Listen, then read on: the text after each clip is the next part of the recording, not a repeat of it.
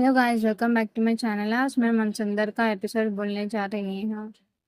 Episode की शुरुआत में एक औरत डॉक्टर को बेहोश करने के लिए एक स्टाफ के 1 लाख रुपया देने का वादा करती है और पैसा अकाउंट में ट्रांसफर कर देती है। वहीं जेल में दादी जी पालक से मिलने आती है और उसे जेल से भागने के लिए उकसाती है। वो कहती है कि अगर वो सेंट्रल जेल चली गई तो उसकी पूरी जिंदगी बर्बाद हो जाएगी, इसीलिए कल कोर्ट की सुनवाई के दौरान उसे भाग जाना चाहिए। दादी कहती है कि उसके पास कुछ गुंडों के नंबर हैं जो भागने में मदद करेंगे, लेकिन पालक साफ मना कर देती है और कहती है कि वो भागने लेकिन पालक साफ मना कर देती है और कहती है कि वो भागने का खतरा नहीं उठा सकती, क्योंकि भागने गुनाह कबूल करने जैसा होता है। कोर्ट में नाहर की पत्नी पालक के केस की सुनाई होती है। नाहर का परिवार कहता है कि पालक मासूम है, लेकिन जज कहता है कि सारे सबूत उसके खिलाफ है। अदालत पालक को 10 दिन की पुलिस रिमांड में भेज देती है और कहता है कि अगर इस दौरान कोई सबूत नहीं मिला तो कड़ी सजा होगी। सुनवाई के बाद जब पुलिस वैन पालक को लेकर जा रही होती है तो रास्ते में साजिश के तहत वैन का टायर पंक्चर हो जाता है और अचानक वहां से चारों तरफ धुआं फैल जाती है और कुछ गुंडे आकर पुलिस वालों पर कपड़ा डालकर पालक को जबरदस्ती किडनैप करके एक गाड़ी में लेकर भाग जाता है। जब ये खबर परिवार और लॉयर तक पहुंचती है तो सब हैरान रह जाते हैं। लॉयर बताते हैं कि पालक पुलिस रिमांड से भाग गया और कुछ लोगों ने उसकी मदद की है।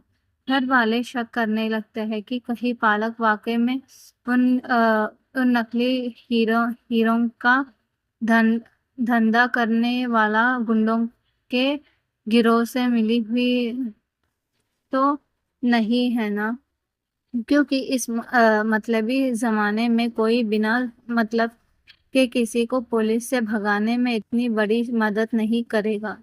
नाहर ये सुनकर परेशान हो जाता है कि पालक ऐसी नहीं है और वो ज़रूर किसी मुसीबत में है। वहीं जब पालक को होश आता है तो वो खुद एक अनजान गाड़ी में पति पाती है। वो समझ जाती है कि अब पुलिस के को लगेगा कि वो जानबूझकर भागी है, इसीलिए वो वहां से निकलने की कोशिश करती है। दूसरी तरफ नाहिर हॉस्पिटल में रूही के पास बैठते रो रहा है। रूही एक्सीडेंट के बाद कोमा में चली गई है और उनका होने वाला बच्चा भी नहीं रहा। और नाहिर बेहद पछतावे में है और खुद को दोष दे रहा है। काश मैंने वो प्लान नहीं बनाया होता, काश उस दिन मैंने गाड़ी ड्राइव नहीं की होती, मेरी वजह से तुम्हारी ये हालत हुई है। नाहिर डरता है कि जब रूही को होश आएगी और अपने बच्चे के बारे में पूछेगी तो वो उसे क्या जवाब देगा। इसी दौरान रूही का हेल्थ में हल्की सी हरकत मूवमेंट्स होती है, जिससे नाहिर को थोड़ी उम्मीद जागती है और वो उसे होश में लाने के लिए चिल्लाने लगता है। एपिसोड के अंत में एक नया तमाशा खड़ा होता है। नर्स भागते हुए नाहिर के पास आती है और बताती है कि उसकी दादी ने अपने कंट्रोल खो दिया है। डॉक्टर के बाहर जाते ही दादी का हाथ में चाकू है और वो हॉस्पिटल में खुद को नुकसान पहुंचाने की कोशिश कर रही है। नाहिर घबरा कर दादी को रोकने के लिए भागता है और अब अगला एपिसोड में क्या होने वाला है वो देखना पड़ेगा। तब तक please wait, watch and subscribe. Thank you so much.